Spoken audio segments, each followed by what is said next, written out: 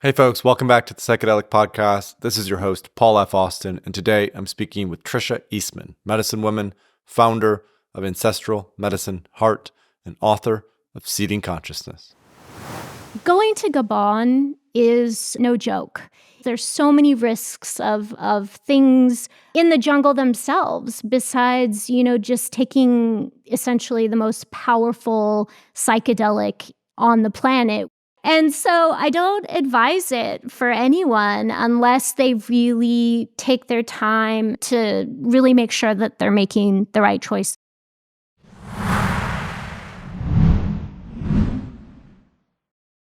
Hey listeners, this is Paul F. Austin, and welcome back to the show. Today I welcome Tricia Eastman, medicine woman and founder of Ancestral Medicine Heart. We discuss Tricia's new book, Seeding Consciousness, the current construction of her retreat center in the Azores, her journey as a medicine woman, and her transformative experiences with psychedelics. Tricia shares insights from her plant medicine path, her initiations into the Bwiti tradition, the challenges of writing her book, and her vision for the Wellness Retreat Center in the Azores. I've known Tricia for many years, probably since 2016 or 2017. She's been a courageous pioneer and medicine woman in the psychedelic space, and I'd been wanting to get her on the show forever. We finally were able to get her out of her busy schedule to come on and share just a little bit with you about what is it like to seed consciousness? What does that even mean? I think what she's building in the Azores, one of these sort of eco villages, is fantastically beautiful. I myself visited the Azores a couple summers ago. It is incredible. They call it the Hawaii of Europe. And so just hearing a little bit more about that vision and what she wants to bring. Tricia also has been initiated into the Bwiti tradition of Iboga, which is probably the most intense way that you can do psychedelics. So it was fun to hear about her journey with Iboga and the Bwiti tribe.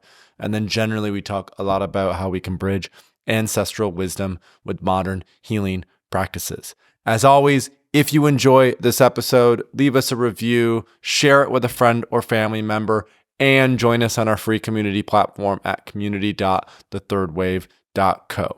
Before we go in, I just want to share a quote. On Iboga, I truly saw who I was. The minute I merged with consciousness, I cried for hours in gratitude because it was such a gift to really see that I wasn't this small thing. I was part of this beautiful web of life that we're all connected to. So from that moment forward, I told the medicine, I'm in service to you. Okay, without further ado, let's bring you Tricia Eastman on the Psychedelic Podcast episode. Tricia, it's great to have you finally on the podcast. This has been a long time in the making, and I'm so thrilled to be able to bring you on the show to talk about your new book, to talk about your project in the Azores, to talk about your lineage as a medicine woman. There's, I think, a lot of exciting things that we'll get to dive into today. Yeah, I'm super excited to be here. Thank you so much. And I just think about we've both been in the space for so many years, and just to see our evolution through the process and coming back together and having a lot of kind of similar values in terms of stewardship of the movement. I just really think we're going to have an interesting conversation. So thank you so much for having me. So you've been pretty nomadic. I mean, when I first got to know you, I think if I'm not mistaken, we first connected for a phone call. I was in New York at the time. I believe this is 2016, 2017. You were in California. I came out to visit you and Joseph in Topanga. Soon after that, maybe a couple years after that, there was a birthday party in Topanga of a mutual friend of ours. And then next thing I know, you were in Austin or outside of Austin, and then next thing I know, you're in Asheville. So I'd love to just hear a little bit about what brought you to Asheville in particular. Why Asheville, and how are you finding it? What do you sort of enjoy about Asheville and the woods there in North Carolina?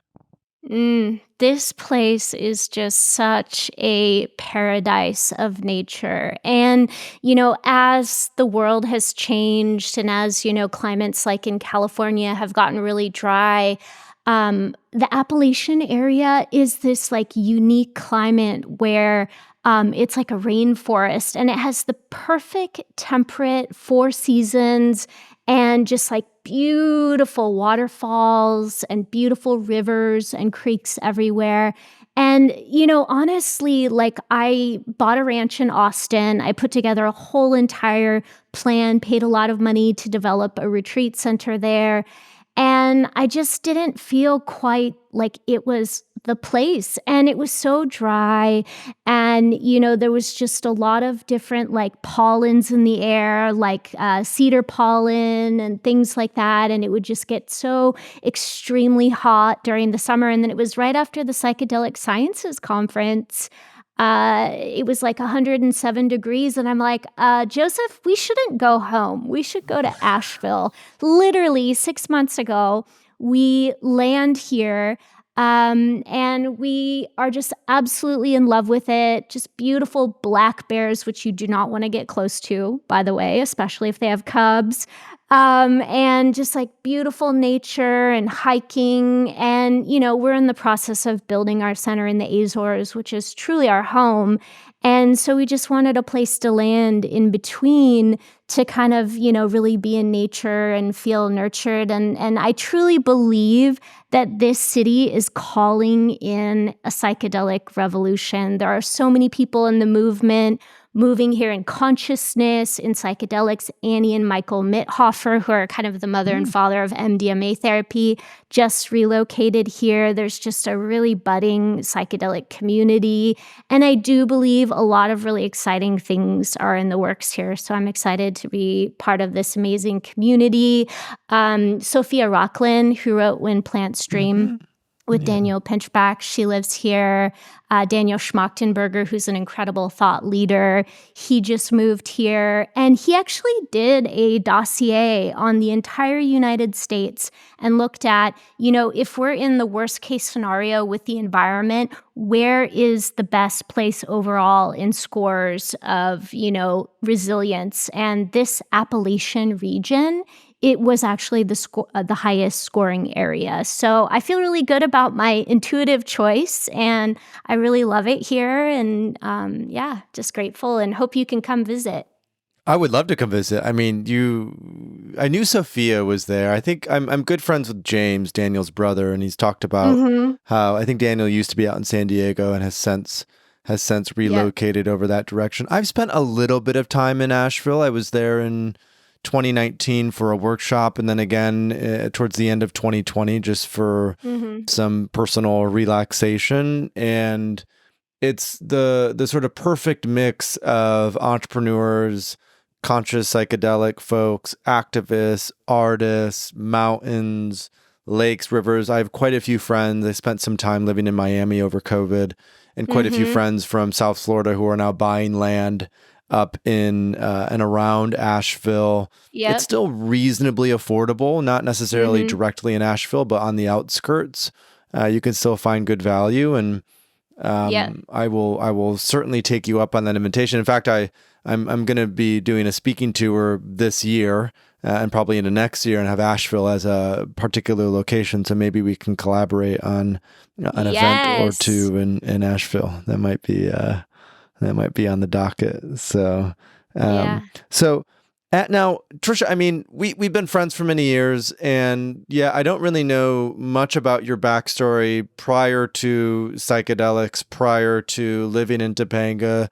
I'd love for you just to tell, I'm just curious, like, where were you born? What was your upbringing like? And what brought you into the psychedelic space at such a sort of relatively early point in time? Yeah, I grew up in a small farm town called Carnation, Washington, and my mother is I'm a quarter Mexica, which is mixed Indigenous Mexican, and so my mother really kind of embodied the qualities of like a woman of nature, a woman of the earth. She taught me how to garden. She taught me how to make art. She's like very loving and creative. So I feel like I have that like foundation in the essence of who I am. Like my mother as a child never let us eat like Pop-Tarts or any of those like fake foods. We never had a microwave or a dishwasher. And I grew up in the 80s. And those things were like what all the other kids, would have. And so when I was younger, I used to kind of, not like that, especially when I was bringing my like sack lunch to school.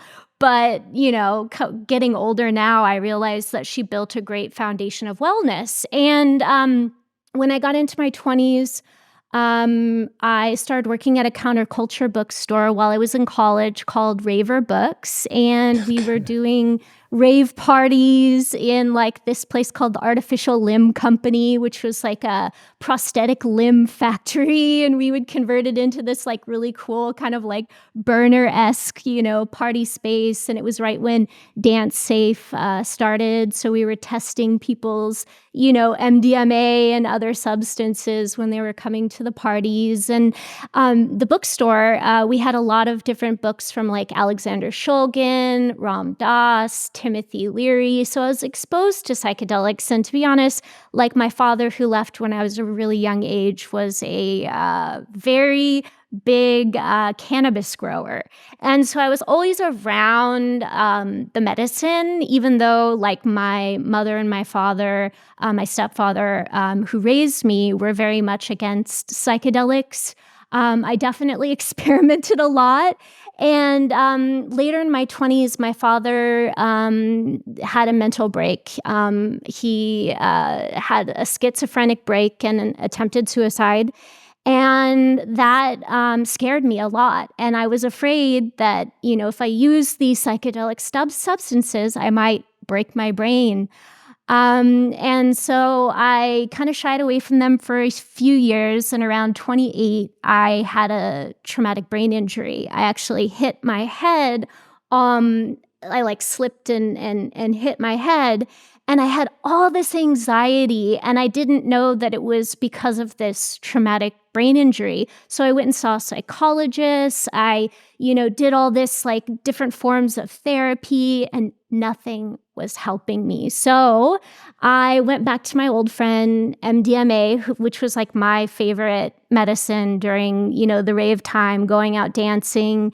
And it was crazy because, for the first time, I felt this feeling of integration from some of the things that happened in my childhood. The first time I would say I really experienced what, psychedelic therapy might be like feeling forgiveness for my stepfather, who I had a lot of anger towards because he was very controlling as I was growing up.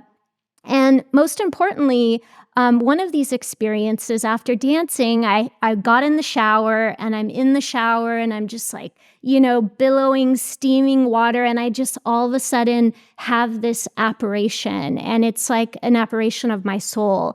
And essentially my soul says to me, you are not living your authentic life. You're living this small version of yourself, and you need to essentially sell everything and go find yourself.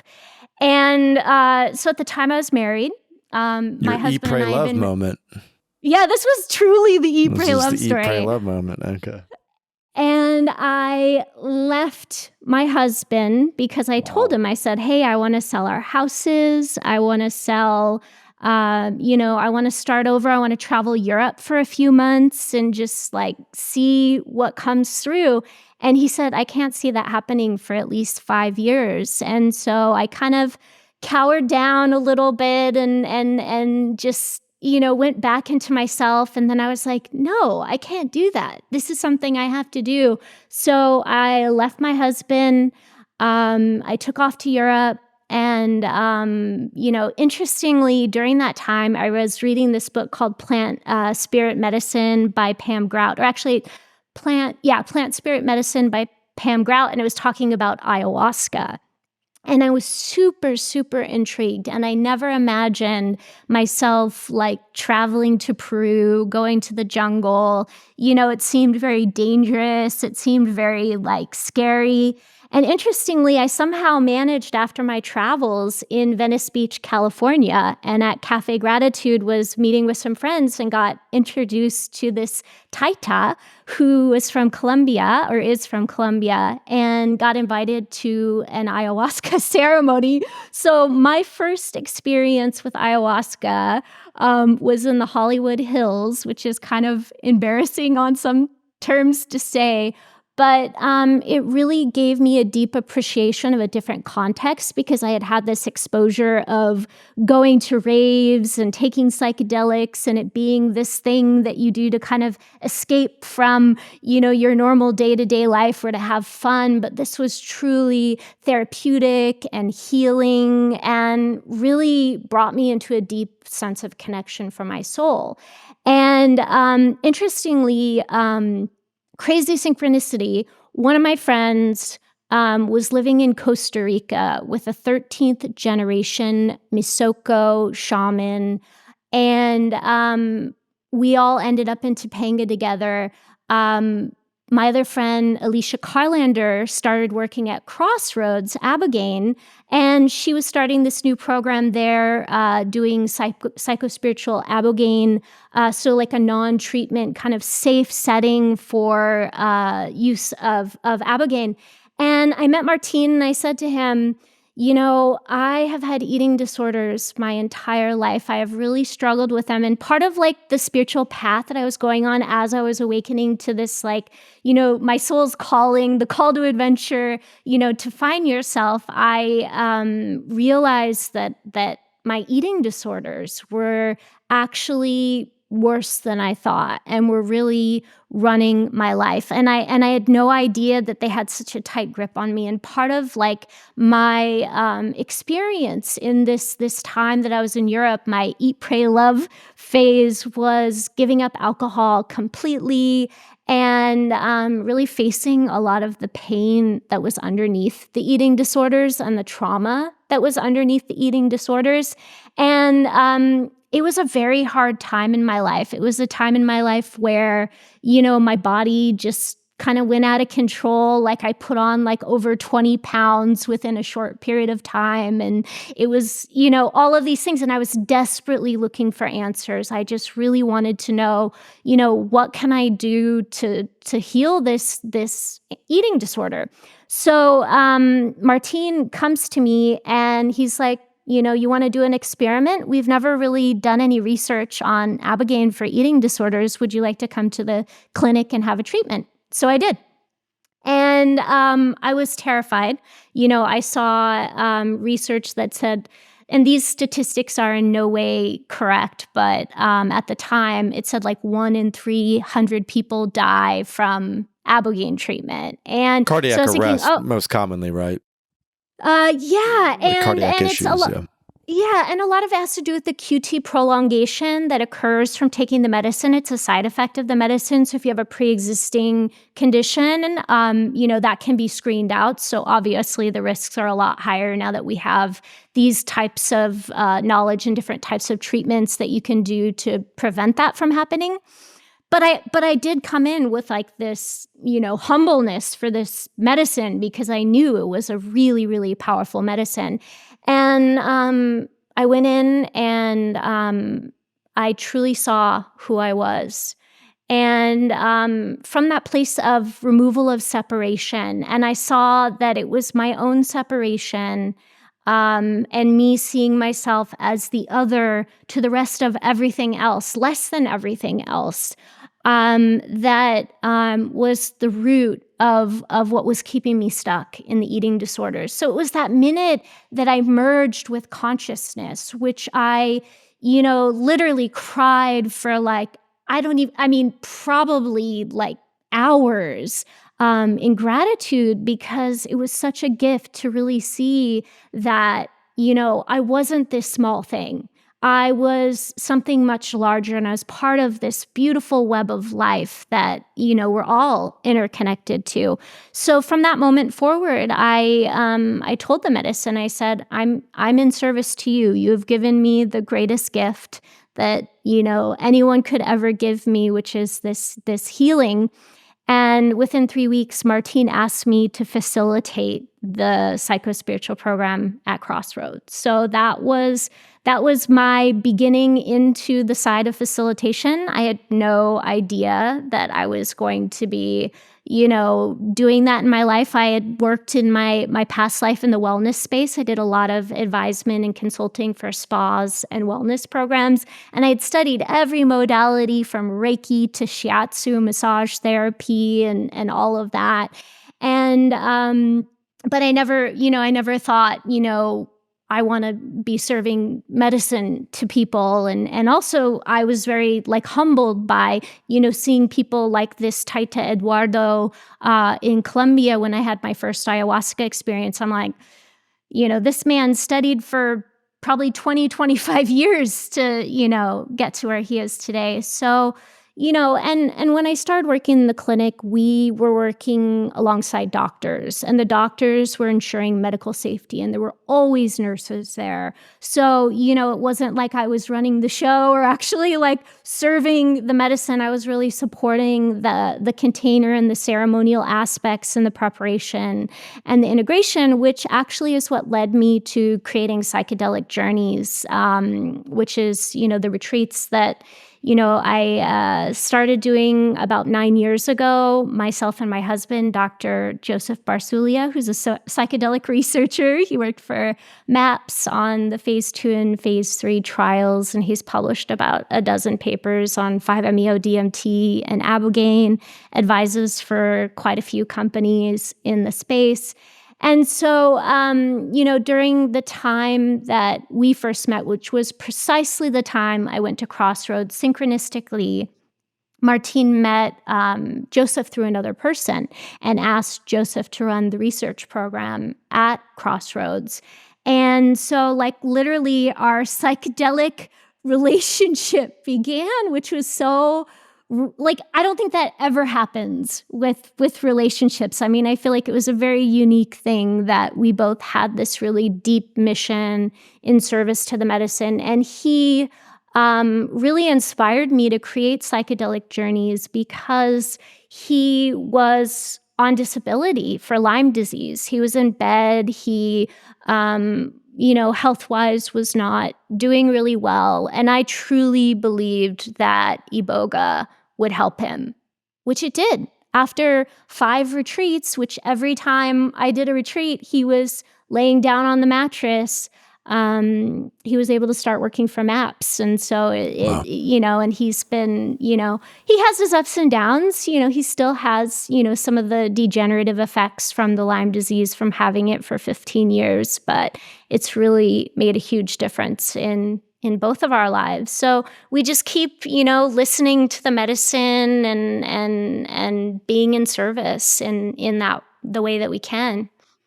So I'm curious, at which point did you go to Gabon for the Bwiti initiation? And tell us a little bit about the why behind that, and just as much detail as you're willing to divulge, what is that experience like to be initiated by the Bwiti tribe with Iboga? Maybe provide a little bit of context for the listeners about who the Bwiti are and what that lineage is like.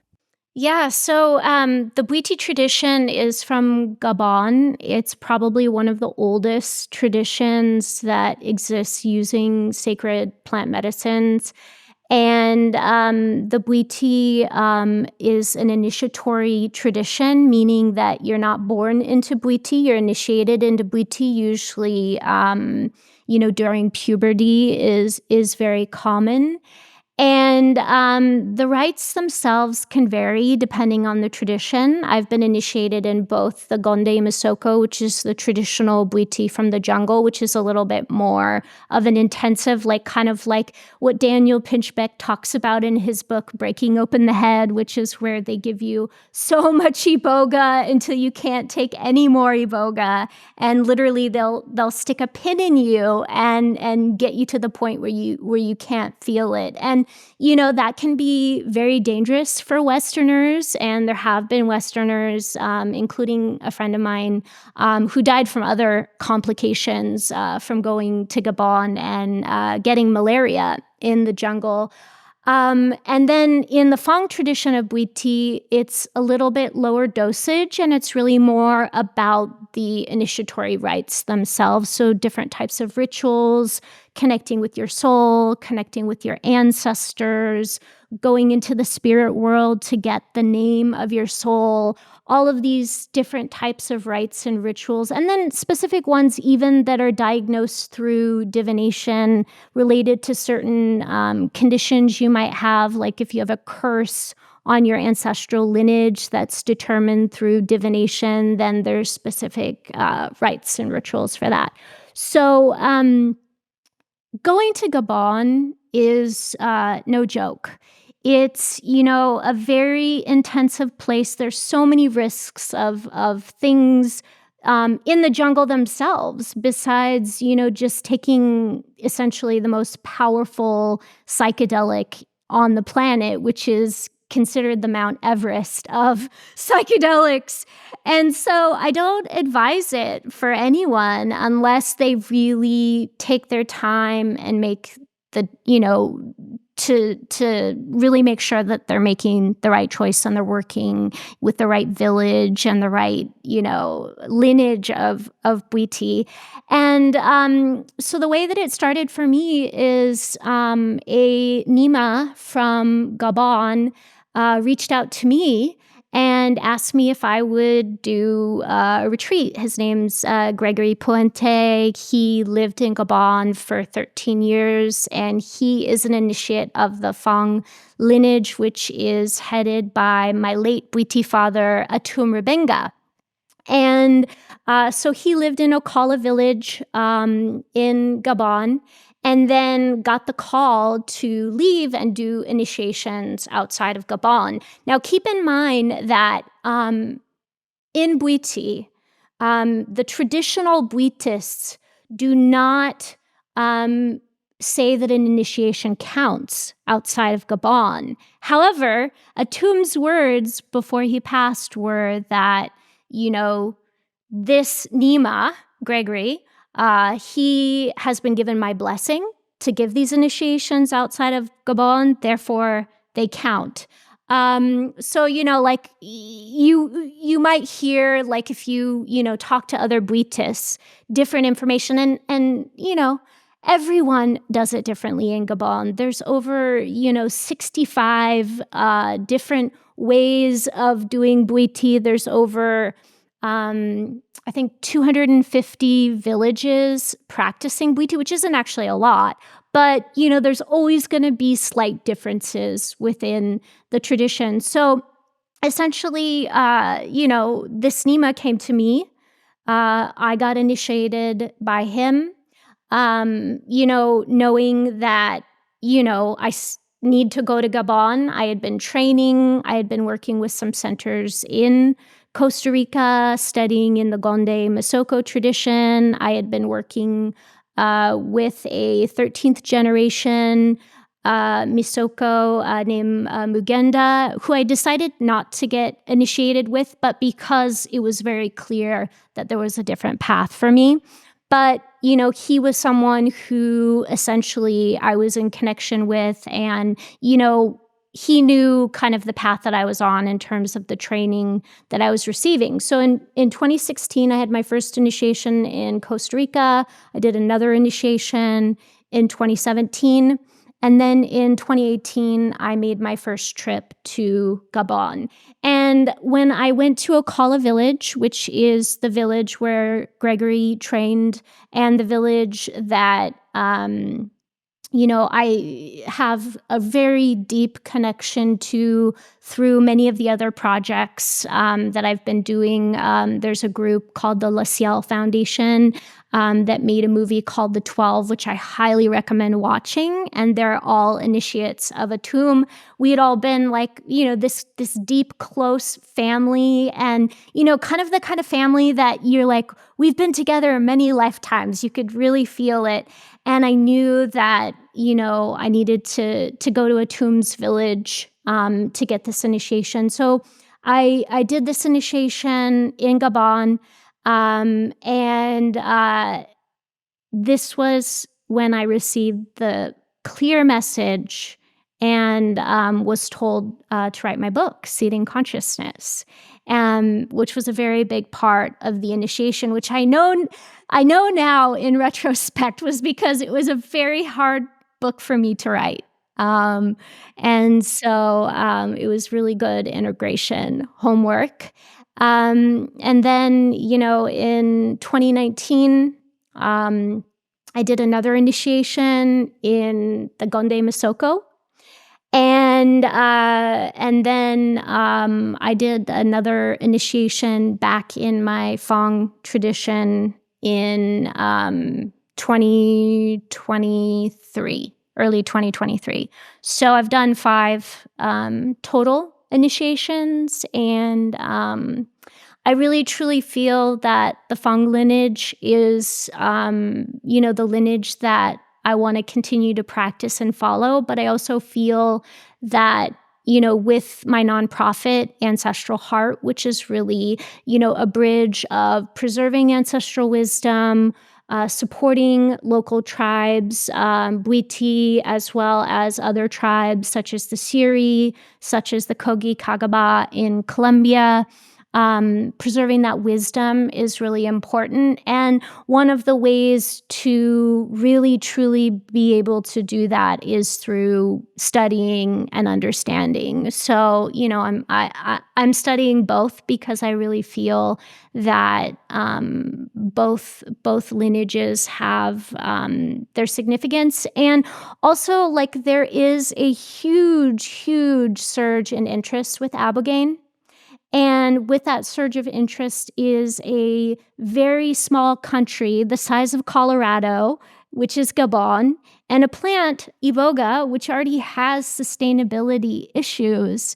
So there is definitely a sense of urgency with building that cultural bridge and working with many different villages and many different wisdom keepers to understand what is the path forward and how can we bridge this into the West, because the West definitely needs it.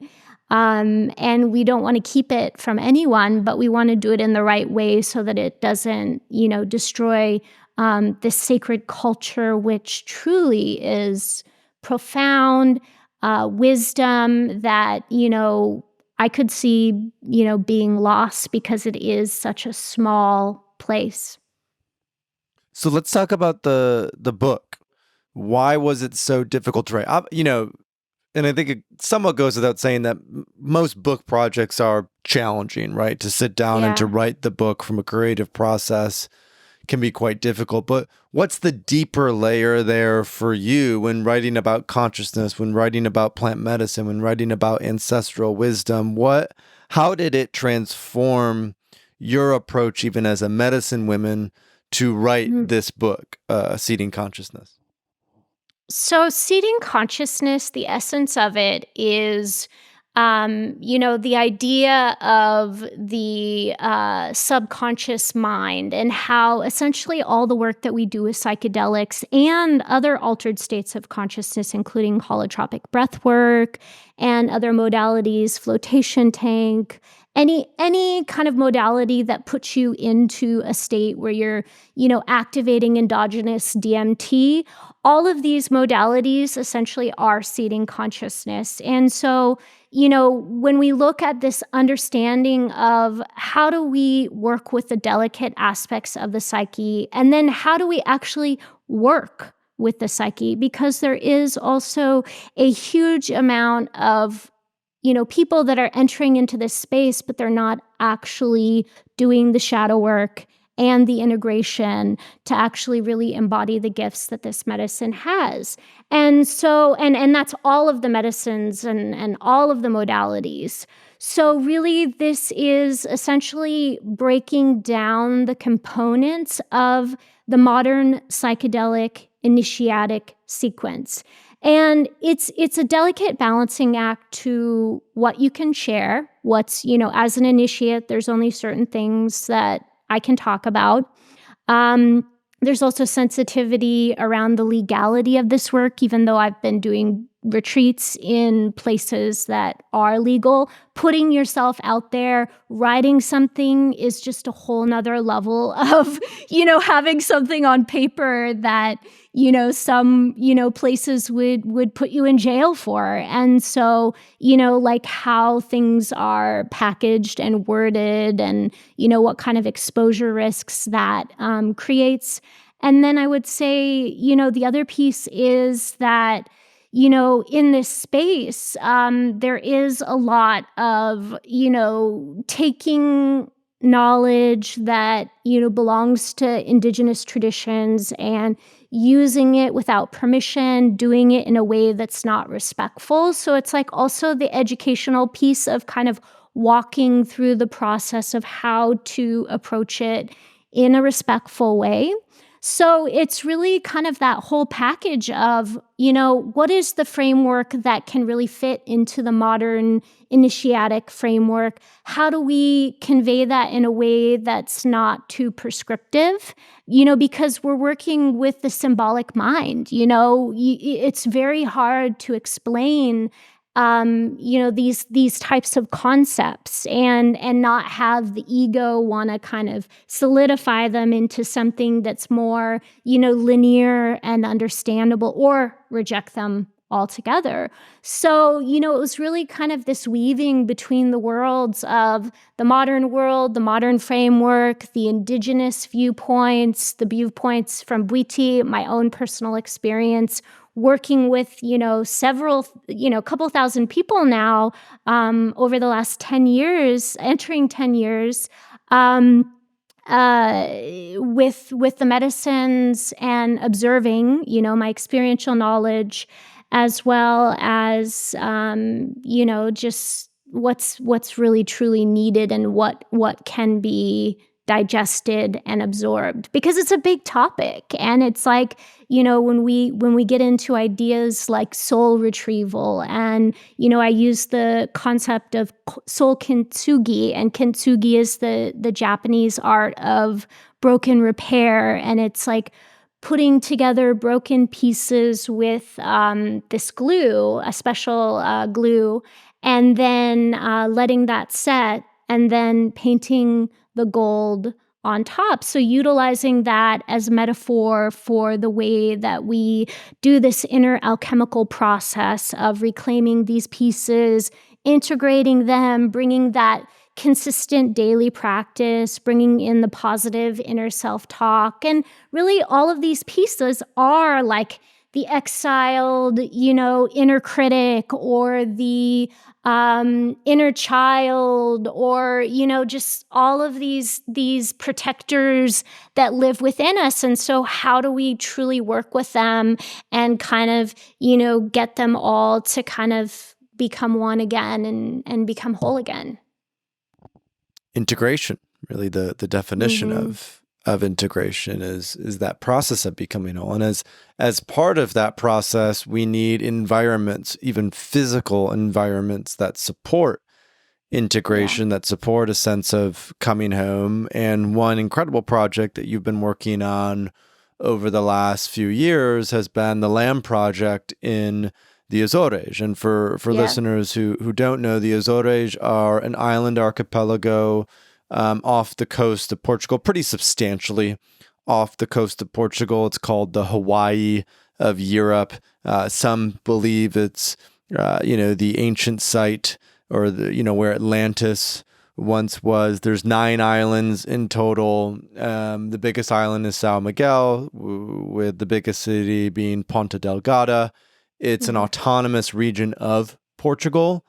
And there are direct flights from New York that will go there. And in fact, just a little anecdote, I had the great opportunity to visit about a year and a half ago with my girlfriend at the time, and we spent 4 days in the Azores, and I was totally blown away by the natural beauty, by the food, by the hot springs. It really is such a magical location, and I could really think of no better place to have a center for healing and integration. And it sounds like you were able to find a really special piece of land there. So I'd love just to hear a little bit about the backstory of why the Azores, how did you find this land, and what's sort of the vision that you have with what you're building there on San Miguel? It's a crazy story because I was involved with this group called Holistic Visions, and we were in this council for new energies, and this was in Barcelona in 2018. And I met Mama Luis, who is a Kogi Mamu, and the Mamu priests are the highest initiates. They spend 9 years in darkness, at least, in a cave to open their spiritual capacities. And if you know anything about darkroom retreats and darkness meditation, it activates endogenous NN-DMT, 5-MeO-DMT, pinealine, serotonin. This alchemical mixture is like a full-on psychedelic experience. Now imagine doing that for 9 years. So these guys are just incredibly open and connected. And interestingly, their spiritual capacities also goes beyond the way that they communicate. For example, with their translator, his name is Jorge, and I love him. He's a dear friend now. He actually they communicated to him telepathically. So like if we asked a question in the group about energy and about, the future of energy for the world, the Kogi wouldn't even talk. It was Mama Luis and Mamu Evangeliste, and they wouldn't say a word. And,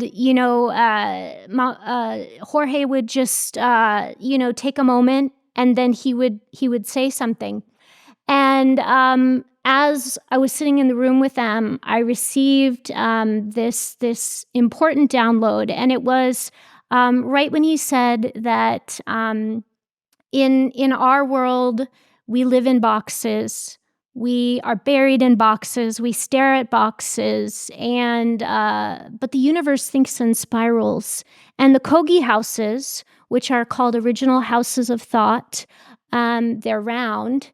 And you go in this house instead of to disconnect, which is more what, they associated the Kogi with Western society. They go into this house to connect. So they go into this house to receive dreams from the ancestors and from the spirits and from the earth, to receive important information. And so every time that I've been working with the Kogi now with my nonprofit for since 2019, they first do consultations, and they receive the instructions from the spirit world, and then they give those instructions. So as I received this information about this, I was like, saw this vision of this building, this architecture typology. And so I started to go out and figure out how I could make it. And I started researching different types of materials, and I realized that there was a newer material called bioceramic cement, which essentially creates piezoelectric energy, just like the Great Pyramid. So it's essentially like the way that ancients used to, build these incredible temples as stargates to consciousness, that specific materials, like, for example, yes, you can build this with concrete, like with Portland cement and rebar, but you're not going to have the same consciousness effect. So, instead of using concrete, using bioceramic cement, and instead of using steel for rebar, using basalt rebar, which is a newer material that they've actually found is stronger than steel. So I went really deep into the study of architecture and healthy building design. And at the same time, I actually was living in a house where I got mold.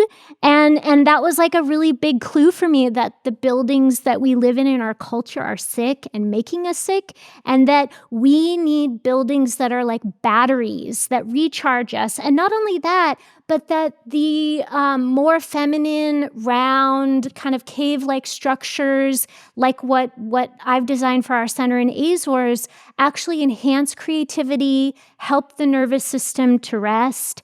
And so essentially they're a tool for healing, longevity, creativity, and, awakening consciousness. So that was kind of the first basis, was the typology. And then the second phase was where to build it. And so 2019 comes. I have this vision of what I want to build, but I'm not exactly clear where. And I had booked a retreat in Costa Rica, an Iboga retreat, for March of 2020. And I get an email from the center, and they said, we decided we're not going to do Iboga retreats at our center. And I was the only one doing Iboga retreats there. Because it's a really big energy, which is true. It is a really big energy. And, I think we're moving in a little bit more of a different direction with their programming. And so they sent me the deposit back. And I was like, that's never happened before in the history of doing retreats. So I really tuned in to why. And I got the message, it's time to build a center. So I asked where. And I heard the Azores. And I was like, the Azores? I look it up on a map and I'm like, you want me to build a center in the middle of the Atlantic Ocean? And so I started researching it. And at the same time, I had a friend that was wanting me to do this kind of like community leadership event. She had done another event in Dubai, and she was like looking for another place. And I said, maybe the Azores would be a cool place. And she said, oh, let's research that. So we started researching. I started talking to people, and we were planning to take a trip there. And I met this guy, and I told him, I said, do you think this, could be a place where you could build a retreat center? Like, I see you guys have a lot of hot springs here.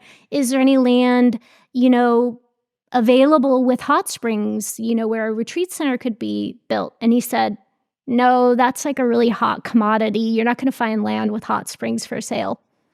Calls me back 3 weeks later, right at the beginning of COVID. So right when that retreat was supposed to happen, crazy, that's the day that lockdown began in California. So literally, like, what a gift that I didn't have that retreat on those dates. But at the same time, I got this news that there was this property in Furnace with hot springs. And Joseph and I were like, we have to go to the Azores now. So we tried to figure it out. And then I figured out that you can travel during COVID for business. So we had been talking with this architect and kind of been looking at this idea of, who would we have architect the center in Azores and be the local architect? So we actually had them draft a letter that said, we need to come to the Azores. We have an important meeting there, and we need to go see this land. So they sent us a letter. I got the permission to leave, and literally we were almost on a completely empty plane, flying to the Azores right in the peak of lockdown and the worst part of COVID-19. So we got there, and I knew for sure that was the land. It has this just incredible river going through it, waterfalls. It has hot springs literally bubbling out of the river. There's hot springs all over the property coming off the side of the mountain. And I knew it was the place. So we started developing the project literally in the middle of COVID, which was so hard to do. It took us 4 years to get architectural approvals, which I heard is actually a record, because I have a few friends that said that they had projects in mainland Portugal that took like 5 or 6 years to get approved. And I heard someone told me that because of the whole golden visa thing, and all the projects that were in planning for that, that there was like 5,000 to 6,000 people waiting for project approvals in mainland Portugal. And we got through. We got approved. We're starting building in June. 4 years later, and we'll be open in a year and a half and be able to welcome beautiful people to this just incredible place. And I'll say another thing about the Azores. Azores is beautiful, but you can agree with me.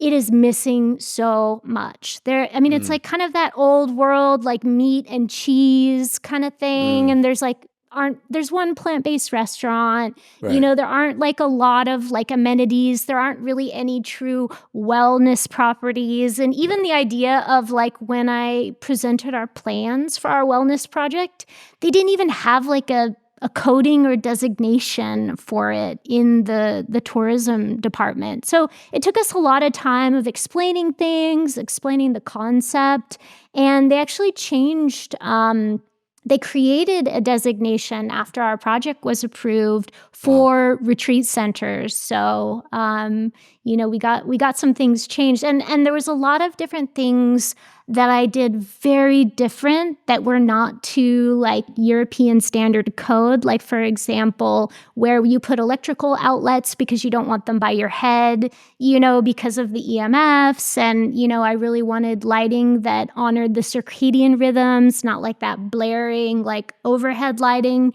And so there were like things I had to kind of like go back and forth with like the government and municipalities with. But yeah, forging new territory for wellness architecture. And so what's the vision for the property? Like, once it's completed, I think you mentioned ideally within a year and a half by the end of 2025. I mean, how do you see that growing and developing, 5-10 years from now? What's the prayer for it? This is a prototype for other centers. So this is the first one. We are in early stages for a U.S. center as well, and we're looking at a couple properties to do a U.S.-based center. Same idea, same concept, a little bit more heavy on like the integration of functional medicine, because it was a little bit harder for us to do that on the property that we had when we started our project. And also we were trying to get it approved and, do all these things during COVID, and it just added additional complexity to the project. So the vision is that, we'll open with 14 rooms. And we have a beautiful wellness pavilion, or you could call it a ceremony space. It has a fireplace. And we have a beautiful spa wellness facility with massage rooms and a Himalayan salt room.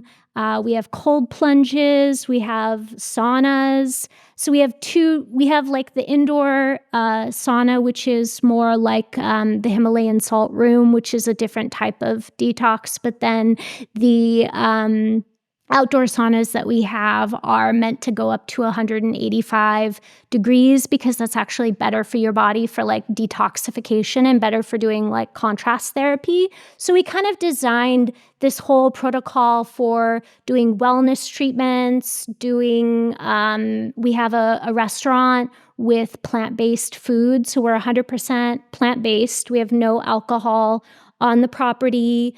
And we worked with this temple designer named Freddie Silva, who has done a lot of work with ancient temples of Portugal as well as Egypt.